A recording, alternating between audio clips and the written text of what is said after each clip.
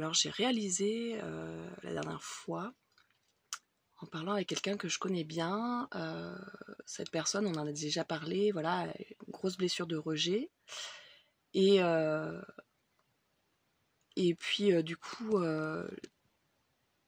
alors j'ai envie de dire, avant de réaliser, d'être dans la réalisation du soi, etc., c'est une personne avec qui je faisais hyper attention sur ce que j'exprimais, de pas déclencher sa blessure, de rejet, etc.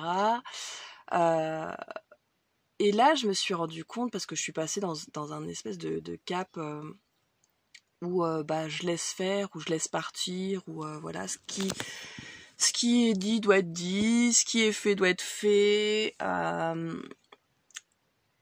Et je me suis rendu compte que du coup, bon, j'étais moins, maintenant que j'étais dans la réalisation du soi, j'étais moins dans sûrement une provocation, vous savez, quand on a une blessure et en face on a l'autre, on rebalance à l'autre, on fait un espèce de ping-pong sans le vouloir, de se relancer, mais pour se faire réagir finalement, pour se faire évoluer, pour se faire avancer, mais ça on le voit pas sur l'instant, hein, c'est plus le côté énervant de qu'est-ce qu'on se balance, pourquoi on se balance ça. Et du coup là, bah, beaucoup plus détendu évidemment maintenant, je laisse être, je laisse faire.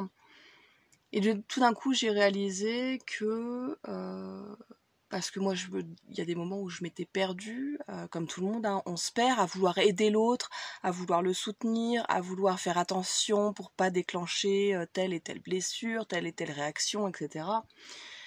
Et finalement on finit par se perdre, on finit par ne plus être naturel, par ne plus être soi-même, et ça c'est pas bon. Et, euh, et du coup, en arrivant à ne plus faire cela, euh, ce qui est intéressant, c'est que cette personne j'ai remarqué la dernière fois que même une phrase complètement anodine, quelque chose de complètement anodin, qui franchement n'avait aucunement, n'avait rien de rejetant, de repoussant pour l'autre, la personne s'est sentie quand même rejetée. Elle a trouvé quand même quelque chose à redire, comme quoi il y avait du rejet aussi là-dedans. Et du coup, je réfléchis et tout à cette phrase que j'avais dit, enfin avec cette personne, hein, et puis je la tourne dans tous les sens. Je dis, écoute, je comprends pas. Je vois pas pourquoi tu te sens rejetée à travers ça.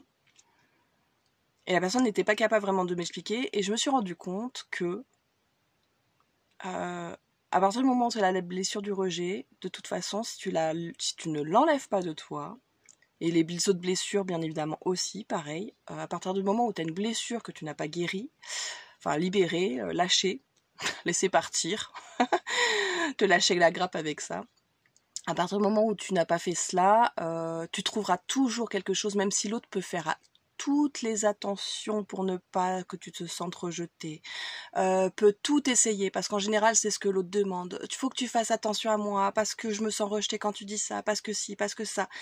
Et en fait, tu peux faire attention à tout ce que tu peux l'aider tout ce que tu peux le soutenir dans tout ce qui est, par exemple, en rapport avec le rejet ou quoi que ce soit. Tu te rends compte que moi-même, dans la plus petite parcelle de tes mots, de tes actions, de quoi que ce soit, l'autre trouvera du rejet. Parce que c'est sa blessure, parce qu'il doit l'avoir, il doit la guérir.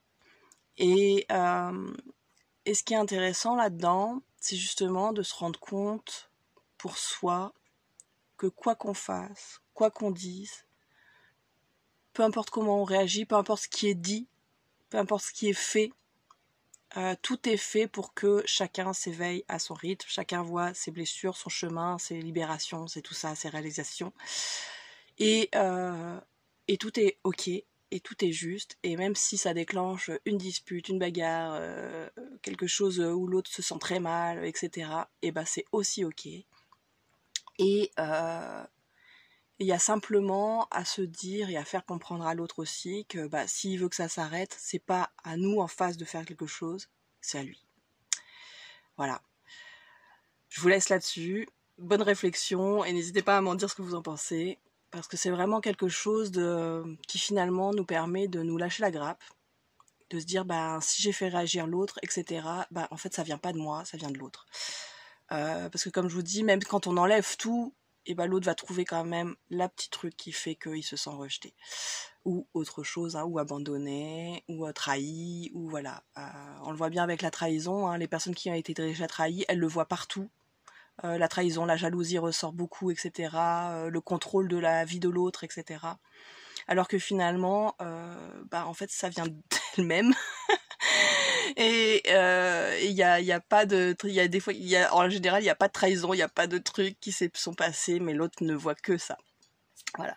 Donc, guérissez-vous, libérez-vous vous-même, et puis ne culpabilisez plus si vous déclenchez l'autre, parce que c'est ce qui doit être fait sur le chemin pour que chacun réalise et se libère.